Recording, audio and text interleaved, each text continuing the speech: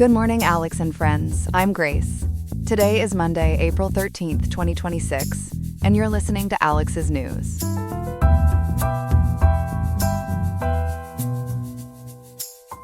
The weather in Riverside today features a high of 62 degrees and a low of 50.9 degrees. It will be a bit cool, so keep that in mind as you plan your day. We have a packed program ahead. We will examine the situation in the Middle East, specifically why the United States has moved to blockade Iranian ports following the collapse of peace negotiations. We will also break down the recent federal court ruling that halted the effort to end legal protections for Ethiopian immigrants. In addition to these topics, we will cover a variety of other important updates from around the globe. There is plenty to discuss on today's episode, so stay with us.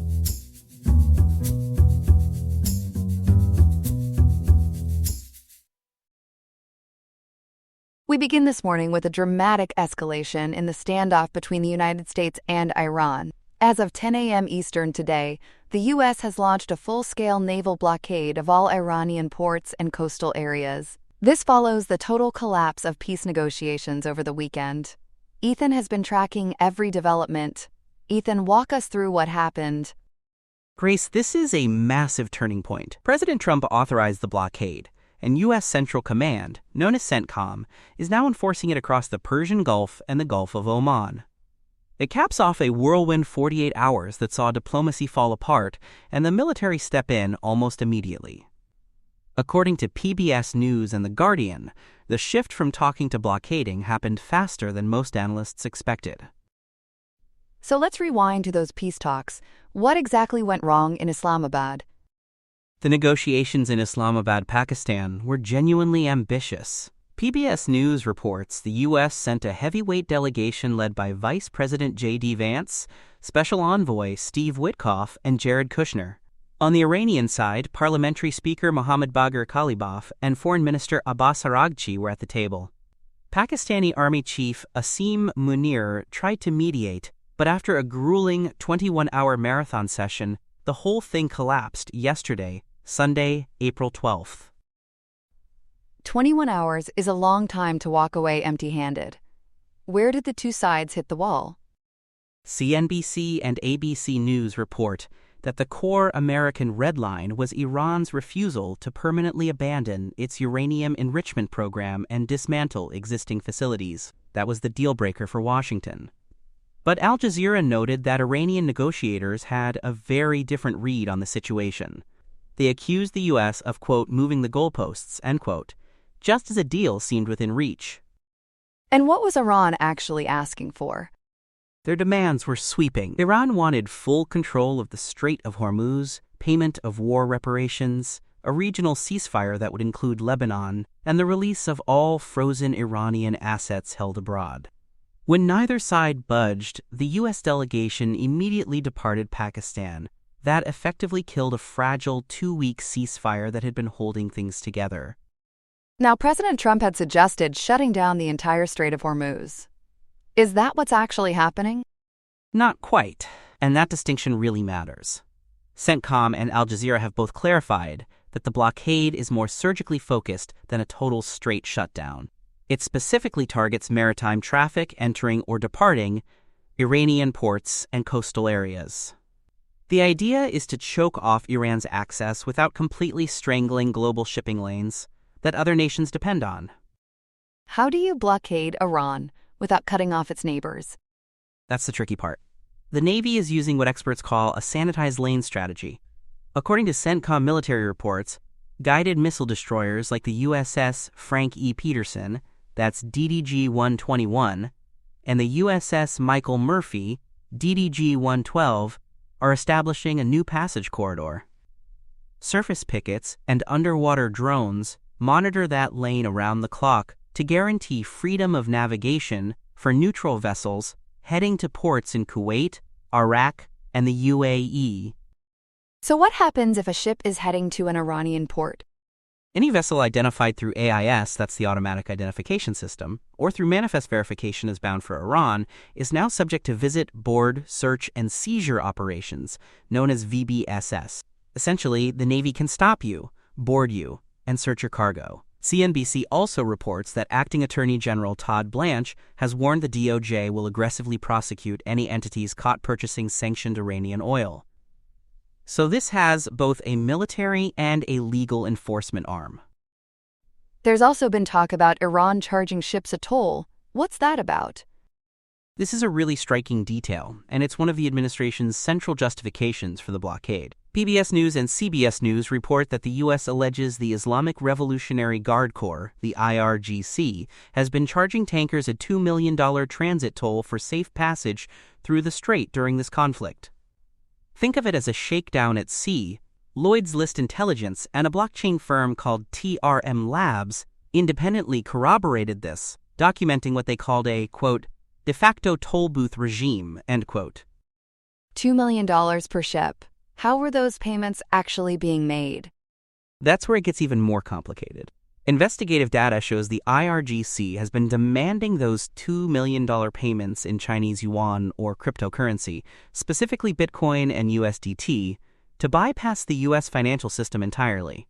President Trump has now instructed the Navy to interdict any vessel in international waters found to have paid that toll. He's characterizing the whole practice as state-sponsored piracy. What kind of naval force is backing all this up? The USS Gerald R. Ford Carrier Strike Group is the backbone of the operation.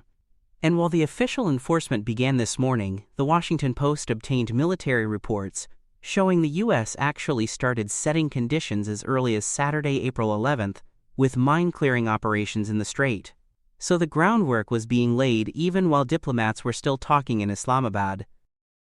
Have there been any close calls yet between U.S. and Iranian forces? Yes, and they're alarming. Press TV and the Times of Israel reported a tense radio exchange yesterday between an IRGC naval station and the USS Michael Murphy. Iranian forces reportedly warned the destroyer to change course or be targeted.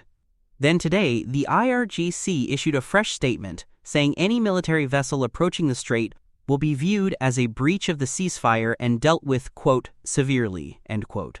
So the rhetoric is extremely heated right now. Let's talk about the economic fallout. What are markets doing? The response has been immediate and volatile. CNBC and Al Jazeera report that Brent crude has surged past $102 per barrel, and U.S. crude has jumped to over $104. Analysts at S&P Global Market Intelligence point out that the Strait of Hormuz handles 20% of the world's oil supply. Commercial traffic through it has effectively ground to a halt as tankers reverse course to avoid interdiction. How is the rest of the world reacting? China has major energy interests here. China's response has been sharp. According to Reuters and Channel News Asia, Beijing has condemned what it calls a, quote, unilateral blockade, end quote, and labeled it economic coercion. While China denies supplying weapons to Tehran, reports confirm Beijing is facilitating the payment of those Iranian tolls in yuan through the Bank of Kunlun, essentially insulating the revenue from American sanctions. President Trump fired back by threatening a 50% tariff on any country that assists Iran during the blockade, and he specifically called out China by name. What about America's traditional allies? Is anyone backing this operation? Not publicly, and that's notable. The BBC and The Guardian report that British Prime Minister Keir Starmer has publicly distanced the UK from the blockade. He stated that British forces will not assist with the operation to avoid further escalation. Meanwhile, Pakistan and Oman have called for, quote, painful concessions, end quote, from both sides to prevent a total regional war. So the U.S. is going it alone on this one, at least for now. Ethan, remind us how we got here. This conflict didn't start overnight. Not at all. According to PBS News, this war involving the U.S., Israel, and Iran has been raging since February 28, 2026. The human toll has already been devastating. An estimated 3,000 deaths in Iran, 2,055 in Lebanon, and 23 in Israel. And critically, while that temporary ceasefire was being discussed in Islamabad, Israel continued its military campaign in Lebanon against Hezbollah, insisting the truce didn't apply to that front. That was a major sticking point that helped sink the negotiations. So where do things stand right now as we speak? As of 11 a.m. Eastern today, the White House says the U.S. Navy remains, quote, locked and loaded, end quote. The blockade is fully operational. Every vessel approaching Iranian waters is being tracked, and VBSS teams are ready to board. The world is essentially watching and waiting for the first potential kinetic engagement under this new blockade regime. It is an incredibly tense moment in an already devastating conflict. Ethan, thank you for laying all of that out. We'll have more on this developing story throughout the morning. Stay with us. Our second story is just ahead. We've got a major legal showdown brewing over the future of temporary protected status in this country. Federal courts are pushing back hard against the administration's plans to end protections for thousands of immigrants. Chloe's been following this one closely. Chloe, let's start with last week's ruling out of Massachusetts. Sure, Grace. So just 5 days ago, on Wednesday, April 8th, U.S. District Judge Brian Murphy issued a preliminary injunction that put the brakes on ending TPS for about 5,000 Ethiopian nationals. U.S. News and World Report and CBS News both reported it as a serious blow to the Department of Homeland Security and Secretary Kristi Noem. Essentially, the court said the administration moved too fast and didn't follow the rules Congress laid out. And Judge Murphy didn't mince words in his opinion, did he? Not at all. He's a Biden appointee, and he wrote a pretty forceful memorandum. He said, quote, fundamental to this case and indeed to our constitutional system is the principle that the will of the president does not supersede that of Congress. Presidential whims do not and cannot supplant agencies' statutory obligations, end quote. That's strong language from a federal bench. The Washington Post and Jurist both highlighted that the court found DHS hadn't provided an adequate legal basis for claiming conditions in Ethiopia had improved enough to justify ending the program. The court also noted the administration didn't properly consult with relevant agencies before announcing the termination back in December 2025. Remind us how Ethiopia ended up with TPS in the first place. Ethiopia was originally granted TPS in 2022 under the Biden administration. That was because of the humanitarian crisis and civil war in the Tigray region. The status was then extended in 2024. But after taking office in January 2025, the Trump administration moved to terminate the designation, setting an original expiration date of February 13th of this year. So who brought the legal challenge? The case is called African Communities Together versus Noem. It was filed by two advocacy groups, African Communities Together, also known as ACT, and the Haitian Bridge Alliance, along with several individual Ethiopian TPS holders. According to Democracy Now! And Bloomberg Law, the plaintiffs argued the termination was arbitrary and capricious. They went further than that, though, claiming it was motivated by racial animus against majority black nations. They also said ending the status would cause irreparable harm to families who've built lives here, while Ethiopia still faces armed conflict and food insecurity. How has the administration responded to this ruling? They've pushed back hard. In statements carried by Fox 26 Houston and other outlets, DHS called Judge Murphy a judicial activist. Their main talking point has been that, quote, temporary means temporary, end quote. The administration maintains the executive branch has sole authority to manage immigration policy. They frame ending the program as restoring integrity to the immigration system. Now, this isn't just about Ethiopia, right? There's a much bigger picture here. That's exactly right. This is part of a sweeping judicial tug-of-war that involves 13 of the 17 countries that previously held TPS designations. The biggest fight is heading to the Supreme Court. As of today, the court is preparing to hear arguments on April 29th, just about 2 weeks from now, in two consolidated cases. Those are Trump versus Miat, which involves Haiti, and Mullen versus Doe, which involves Syria. And how many people are we talking about in those cases? The numbers are staggering.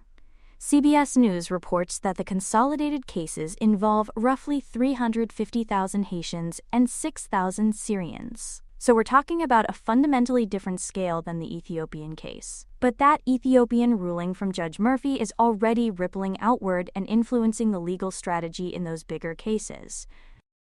How so? What's the connection between the Massachusetts ruling and what's heading to the Supreme Court? Well, according to CBS News and reports from the ACLU, the Ethiopian ruling gave fresh momentum to the Haitian and Syrian plaintiffs. Just one day after Judge Murphy's decision, on April 9th, lawyers for the Haitian plaintiffs filed a supplemental letter with the Supreme Court. They highlighted Murphy's findings that the administration's actions were pretextual. They also presented newly discovered internal USCIS emails that suggested researchers were, quote, forced, end quote, to include claims in reports that lacked empirical evidence to support ending protected status. Forced to include unsupported claims? That's a serious allegation. It really is. If those emails hold up under scrutiny, it could undermine the government's argument that terminations were based on genuine country conditions analysis. It paints a picture of a predetermined outcome, rather than a careful policy review. That's exactly the kind of evidence the Supreme Court justices will likely weigh as they consider these cases. Now, the administration has also been making a very public case against TPS using a recent crime in Florida. Walk us through that. This has been a major flashpoint. As reported by the Associated Press and ABC News, President Trump recently shared surveillance footage of what he called a brutal killing at a gas station in Fort Myers, Florida. He used that footage to advocate for mass deportations. The suspect is 40-year-old Robert Joaquin, a Haitian national, who killed store clerk Nalufa Eastman on April 2nd, just 11 days ago. And Joaquin had TPS? He did, but his immigration history is complicated. Immigration and Customs Enforcement verified that Joaquin entered the U.S. illegally in 2022 and was issued a final order of removal that same year. But then in 2023, following a redesignation of Haiti, he was granted TPS.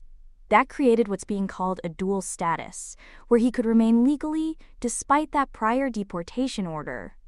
His TPS was revoked following his arrest, but by that point the damage was done.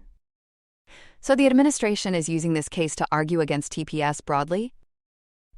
Exactly.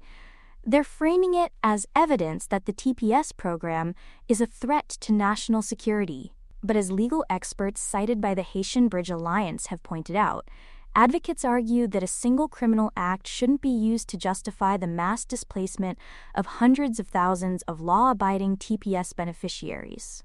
It's become this emotional and politically charged debate where one horrific incident is being weighed against the fate of entire communities. With the Supreme Court arguments just over 2 weeks away, what happens to the Ethiopian TPS holders in the meantime?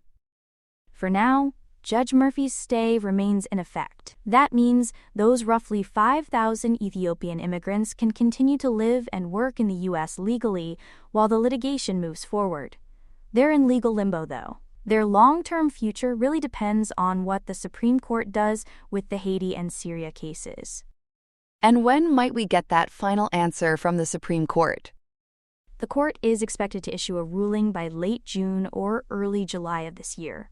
But Grace, it's worth emphasizing the scope here. The final fate of the TPS program doesn't just affect Ethiopians, Haitians, and Syrians. We're talking about the lives of over 1 million people across those 13 countries caught up in this legal battle. Whatever the justices decide will reshape humanitarian immigration policy for years to come. A lot of lives hanging in the balance. Chloe, thanks for breaking all of that down for us. Of course, Grace. Here are some other headlines. Hungary appears to be hungry for a fresh start. Prime Minister Viktor Orbán has officially conceded defeat after a landslide victory for Peter Magyar and his TISA party in the 2026 parliamentary elections.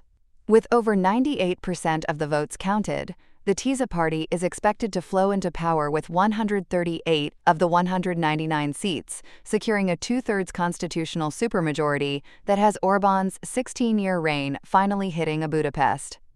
Magyar, a former insider-turned-whistleblower who really blew the lid off the establishment, declared that truth has triumphed over lies. This ing point for the country saw a record voter turnout of over 77% and is expected to unblock billions in frozen European Union funds while removing the Orban staple to European unity regarding aid for Ukraine. Even a recent campaign visit from Vice President J.D. Vance couldn't save the day for the far right, proving that sometimes you just can't bank on a victory.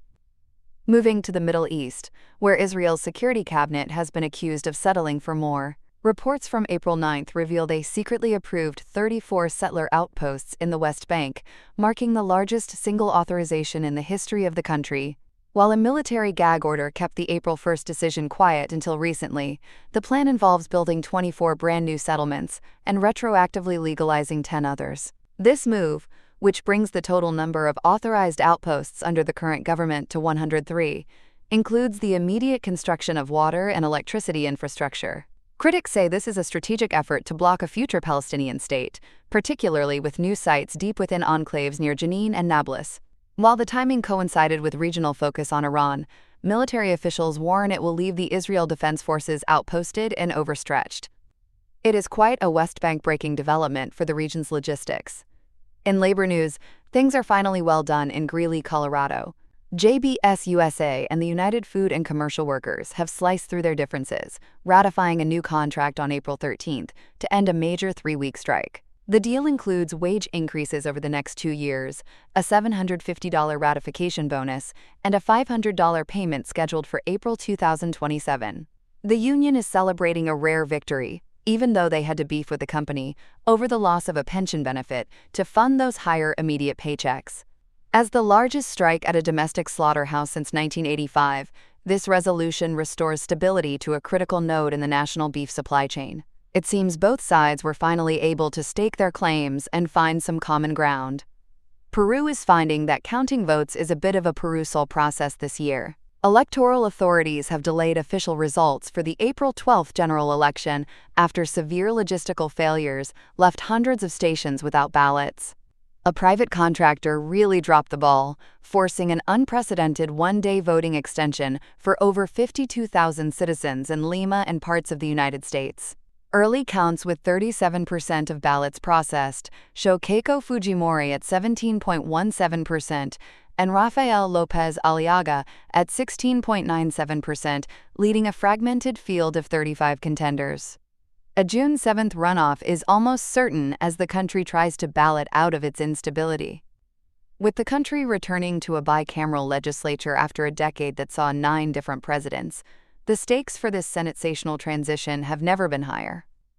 Finally, a tragic scene at Haiti's historic Citadelle La Ferrière, where an Easter celebration turned into a fortress of sorrow on April 11th.